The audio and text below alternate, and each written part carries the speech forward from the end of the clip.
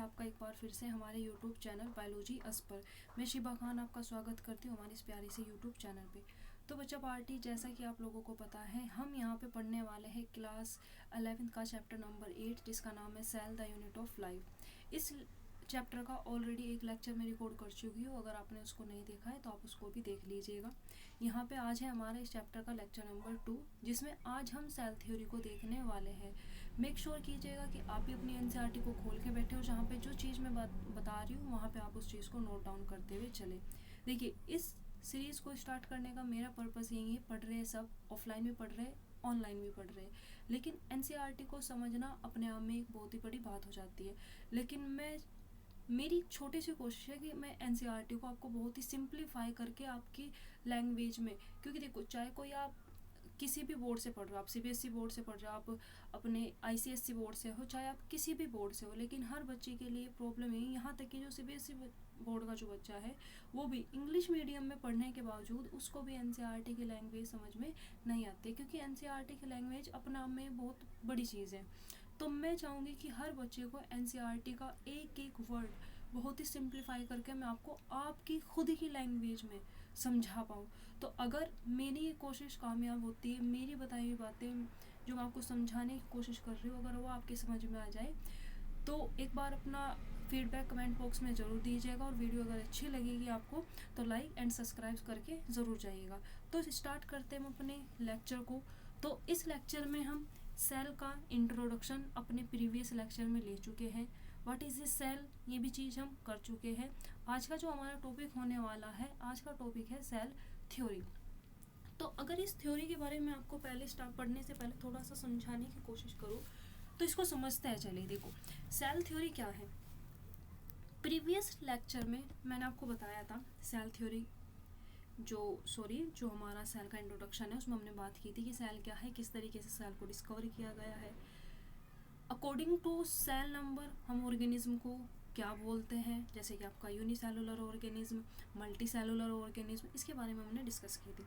आज हम बात करने वाले हैं सेल की थ्योरी। देखो, इस मतलब कि इस हेडिंग से पहले जितने का भी पोर्शन है उसमें बताया गया है कि सभी लिविंग ऑर्गेनिज्म सेल से मिलकर बने हुए हैं।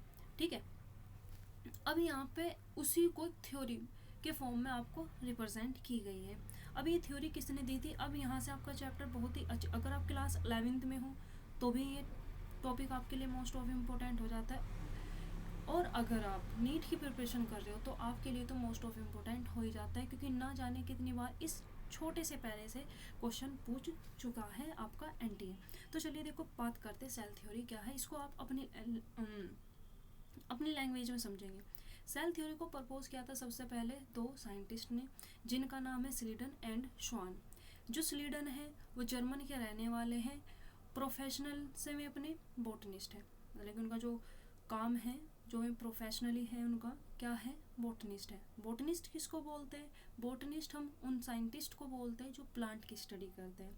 तो स्लीडन प्लांट पे स्टडी कर रहे थे। प्लांट पे स्टडी करते टाइम उनको पता चला कि जो प्लांट्स है वो डिफरेंट टाइप की सेल से बनता है, और ये सेल आगे चल के टिश्यू को फॉर्म करती हैं।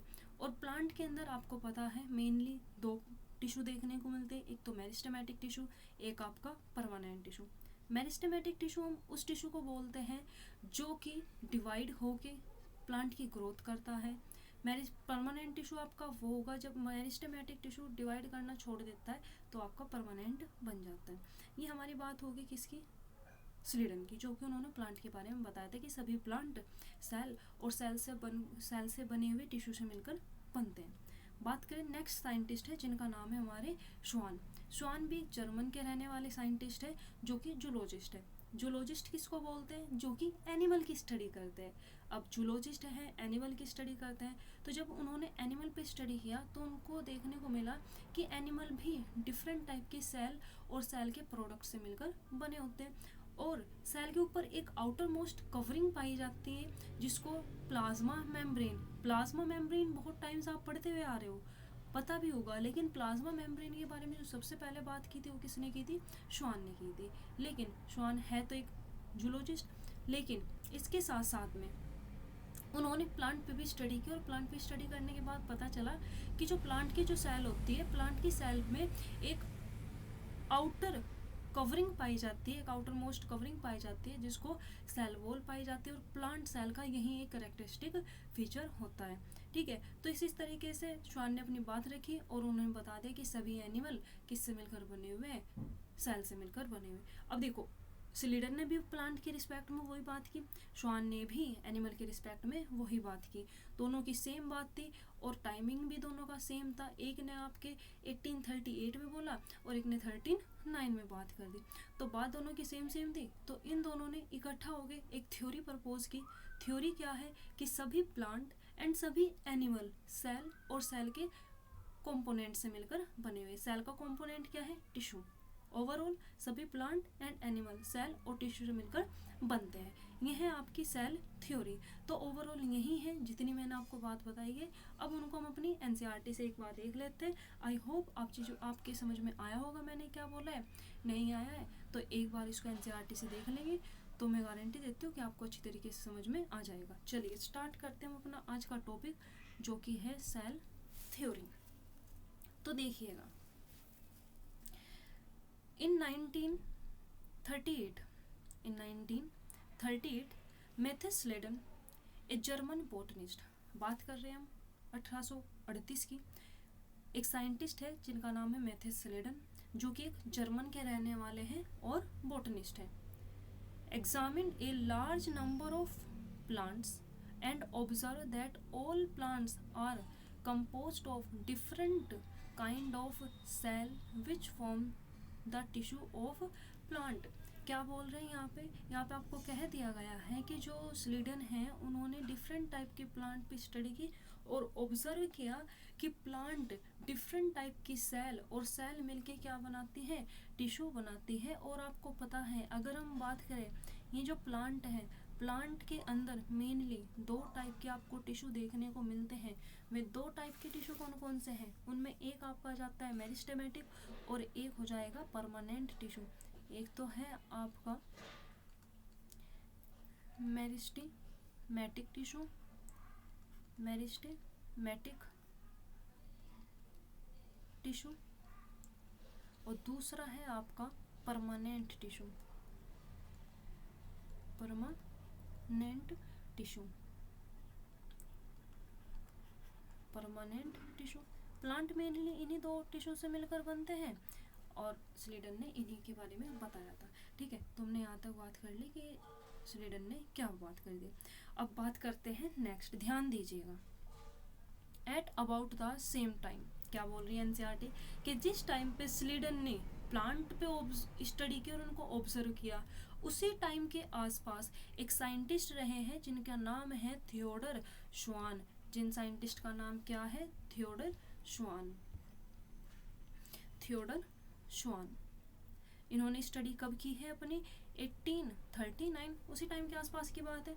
ये भी कहाँ के हैं, ये भी जर्मन। एक बात ध्यान दीजिएगा, ये साइंटिस्ट कहाँ के रहने वाले, किस कंट्री से बिलोंग कर रहे हैं, ये आप अच्छी तरीके से याद रखिएगा। श्वान है कौन, श्वान एक जूलॉजिस्ट है जो कि किस पे स्टडी करते हैं, जूलॉजिस्ट किसको बोलते हैं, जो कि एनिमल पे स्टडी करते हैं। तो जूलॉजिस्ट है तो ये क्या करेंगे, study different type of animal cell, ये डिफरेंट टाइप की एनिमल सेल पे स्टडी की and reported that cell had a thin outer layer is today known as the plasma membrane. क्या बोल रहे हैं, अब क्या एनसीईआरटी बोले कि जो श्वान है, श्वान एक जूलॉजिस्ट है। ठीक है, श्वान एक जूलॉजिस्ट जो कि एनिमल सेल पे क्या करता है, स्टडी करते हैं। मतलब कि श्वान ने क्या किया है, एनिमल सेल पे स्टडी की है और अपनी स्टडी के दौरान उन्होंने क्या बात बताई है कि जो सेल होगी, ये जो सेल है, सेल की जो आउटर मोस्ट लेयर है, ये इसकी क्या होगी, आउटर मोस्ट लेयर, ये इसकी होगी आउटर मोस्ट लेयर। इसी आउटर मोस्ट लेयर को उन्होंने क्या नाम दिया है, इसी आउटर मोस्ट लेयर को उन्होंने नाम दिया है प्लाज्मा मेम्ब्रेन। इसी को उन्होंने नाम दे दिया है प्लाज्मा मेम्ब्रेन, और इसी प्लाज्मा मेम्ब्रेन को आप सेल मेम्ब्रेन भी बोलते हैं। प्लाज्मा मेम्ब्रेन क्यों बोलते हैं, अगर इसको हम देखो, इसका नाम प्लाज्मा मेम्ब्रेन क्यों रखा गया है। ये जो अंदर का, अगर हम फ्लूइड की बात करें, इस अंदर के फ्लूइड का क्या नाम होता है, साइटोप्लाज्म। सेल के अंदर जितना भी फ्लूइड भरा हुआ है इसको हम क्या बोलते हैं, साइटोप्लाज्म बोलते हैं। तो साइटोप्लाज्म को जो जो लेयर कवर कर रही है उस लेयर को नाम दे दिया गया है आपका प्लाज्मा मेम्ब्रेन। प्लाज्मा देखो, साइटो का मतलब सेल, प्लाज्मा का मतलब लिक्विड, तो प्लाज्मा को कवर करने वाली मेम्ब्रेन का नाम हो गया प्लाज्मा मेम्ब्रेन। तो प्लाज्मा मेम्ब्रेन के बारे में किसने बताया है? आपके जूलॉजिस्ट, जिनका नाम क्या है? श्वान। थोड़ा राइटिंग इशू है बच्चों, माफ़ कीजिएगा, समझ जाइएगा, मैं बोल तो रही हूँ लेकिन थोड़ा राइटिंग इशू है तो इसको इग्नोर करिएगा। चलिए, ही ऑल्सो कंक्लूडेड। अब देखो, इन्होंने एनिमल सेल पे स्टडी की और प्लाज्मा मेम्ब्रेन के बारे में बता दिया। अब इसके साथ में इन्होंने क्या कंक्लूड किया? ही ऑल्सो, ही कौन है यहाँ पे? श्वान। बेस्ड ऑन हिज स्टडी, अपने स्टडी के आधार पे इन्होंने क्या है, मतलब कि इन्होंने देखो स्टडी ऑन प्लांट टिश्यू, मतलब कि इन्होंने अपनी स्टडी एनिमल सेल पे तो की ही की है, लेकिन एनिमल सेल के साथ साथ में इन्होंने प्लांट सेल पे भी स्टडी की है। और उसके आधार पे क्या बताया है? That the presence of cell wall a unique character of the plant cell. अब ये क्या बोल दिया है? ये श्वान जो है क्या बोल रहे हैं कि जो प्लांट की सेल होगी ना, ये मान लेते हैं हमने बनाई एक सेल और ये सेल किसकी है? Plant cell. तो क्या बोल रहे हैं कि प्लांट सेल के प्लाज्मा मेम्ब्रेन के ऊपर एक और लेयर पाई जाती है जिसका नाम होता है सेल वॉल। इस लेयर का क्या नाम हो जाएगा? सेल वॉल इसका नाम है। और ये जो सेल वॉल का पाया जाना, ये एक प्लांट का एक कैरेक्टरिस्टिक फीचर है। यहाँ पे क्या बता दिया है कि प्लांट का ये कैरेक्टरिस्टिक फीचर है। ये श्वान ने बात बोली है। अब आगे क्या है, ध्यान दीजिएगा। On the basis of this, अब इस पूरी स्टडी के आधार पे क्या बोलते हैं? श्वान प्रपोज्ड द हाइपोथेसिस। श्वान ने क्या है? प्रपोज की एक हाइपोथेसिस। अब ये हाइपोथेसिस क्या है? देखो, हाइपोथेसिस का मतलब होता है कि जब साइंटिस्ट किसी चीज़ के बारे में स्टडी करते हैं तो एक अजम्पशन देते हैं, मतलब कि जिसका कोई वैलिड प्रूफ नहीं है। मतलब कि इन्होंने स्टडी तो की और स्टडी करने के बाद इन्होंने बोल भी दिया, लेकिन इनके पास कोई वैलिड प्रूफ नहीं था। तो जब किसी डिस्कवरी का वैलिड प्रूफ नहीं होता है तो उसको हम क्या बोलते हैं? हाइपोथेसिस बोलते हैं। तो श्वान ने अपनी स्टडी के अकॉर्डिंग, अपनी स्टडी के बेस पे जो बातें रखी उसको हमने क्या बोल दिया? हाइपोथेसिस बोल दिया। चलिए नेक्स्ट देखते हैं। That the bodies of animals and plants are composed of cell and product of cell. और यहाँ पे प्रोडक्ट ऑफ सेल किसको बोल रहे हैं? प्रोडक्ट का मतलब है बच्चों यहाँ पे टिश्यू। हर कोई इस चीज़ को इग्नोर कर देता है और आप भी, आई थिंक आपको नहीं पता होगा ये लाइन आपको क्या बोल रही है कि जितने भी प्लांट्स और एनिमल है वो किससे मिलकर बने हुए? सेल से मिलकर बने हुए, और सेल के प्रोडक्ट। और सेल का प्रोडक्ट क्या होता है? सेल का प्रोडक्ट होता है टिश्यू। चलिए, Schleiden and Schwann together formulated the cell theory. अब क्या होता है कि जो स्लीडन है और जो श्वान है, ये इन दोनों ने आपस में मिलके सेल की थ्योरी प्रपोज की। क्या थ्योरी है? This theory however did not explain. अब यहाँ पे देखो क्या बोल रहे हैं आपके, पहली लाइन में तो आपको बोल दिया कि स्लीडन एंड श्वान ने मिलकर सेल थ्योरी को दिया। सेल थ्योरी क्या है? आपके ऊपर वाली लाइन में है कि all animals and plants are composed of cell and product of cell. लेकिन अब यहाँ पे जो आपके नेक्स्ट लाइन है, इस लाइन में आपको दे रखी है सेल थ्योरी की डीमेरिट। डीमेरिट का मतलब किस थ्योरी में क्या क्या कमी रही।